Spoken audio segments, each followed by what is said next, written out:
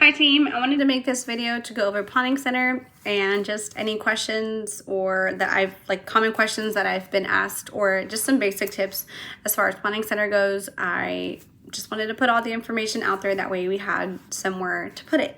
And that way those people that are new, or maybe you have some doubts or questions you've never asked, hopefully this video brings some clarity.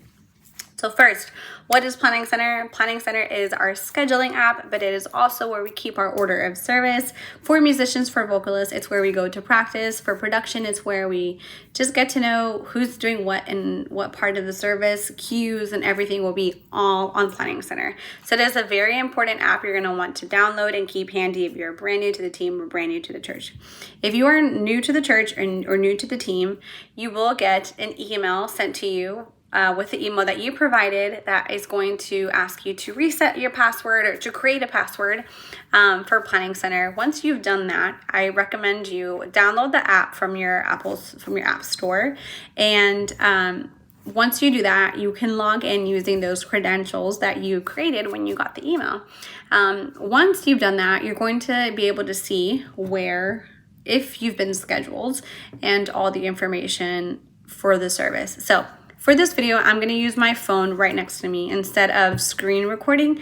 I just felt like it made more sense for me. I don't know, maybe I'm old school to be able to tap where I was tapping and to show you. So when you have been scheduled, so when you go to the app, you're going to open it. It's going to say you're going to go to schedule, and the Android app should be pretty similar as well. This is an iPhone app.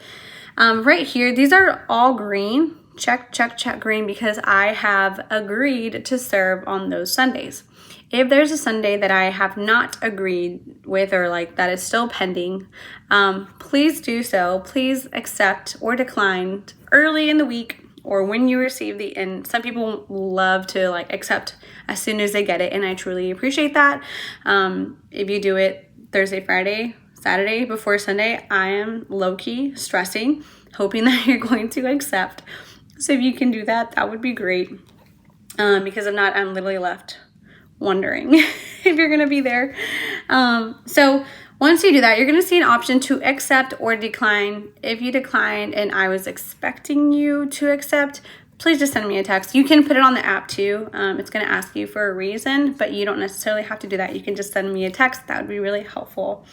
If you know for sure that in March or April or later in the year, depending on when you're watching this, in the next 2-3 months, you know there's going to be a date or a time or a period where you will be out, you can add a block out. Right here, we're still in the scheduling part of the app.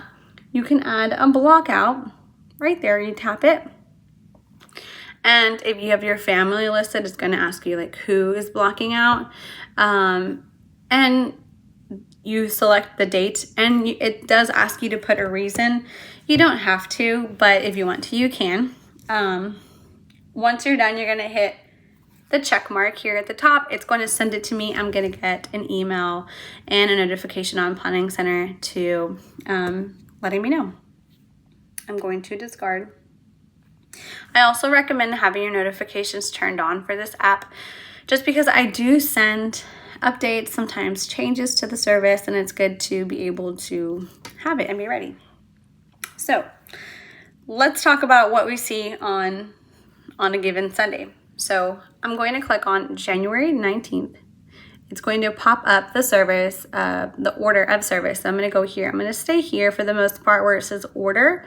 It's going to give me the breakdown of what's happening, what times we do what. So keep in mind that our times here are not really something that we follow. The time populates with the song, but we don't necessarily stick to that at this moment. So when we go to the song, I'm going to go to Jireh. You see it shows me the name of the song, and it also shows me who is leading it, and what I'm supposed to be singing. So it looks like I'm leading Jireh, apparently. When I go to the song, I'm going to want to be in files. That's the gist of where we're going to stay for the most part. If I want to practice and I want to see those lyrics, we're going to tap on the thing that says lyrics, and it'll pop up my lyrics, right? But let's say I want to practice with the key that we're singing it in, because I noticed that this song is maybe not in its original key. So now I want to practice in the key. We're going to want to make sure we're listening to the audios in key attachments. Okay, where it says key attachments right there, we're going to make sure we're listening to those audios. If I just want to listen to the song without the click in the track, then I tap on where it says original mix transpose. Transpose means that it's been changed to the key that we're singing it in. So I'm practicing it in the key that the song will be in on Sunday. But another tip for all my vocalists is I highly recommend listening to, if there is a BGVs or a choir track, which in here there are both, I recommend listening to that for 2 reasons. One, you might be able to listen to a vocal part that you want to practice. It might be in there. Second, we should all be very comfortable and very used to listening to a click and a track. So if we've not listened to the click and the track version of the song, then on Sunday it might feel a little bit weird to have it in our ears. So for just repetition, and because practice makes perfect, we want to make sure we're listening to that and that our ears are adjusted to listening to the click and the track. So I recommend doing that. And then for all my musicians, we also have those tracks split up into all the different instruments. If you listen to any of these tracks and it tells you that you don't have permission, it's like a 10-second clip when you tap on it, please send me a message. That just means that I have to give you permission through a separate website called Multitracks, and I just have to give you that, permission to listen to it. So just feel free to text me that. If you're brand new, then that's like a second step, but I can't do that step until you've done the rest. So just let me know, hey, I've done it, but it won't let me play the audios, and that's like my cue. That's basically it on Planning Center as far as like the app. For the most part, like I said, we're going to be in files.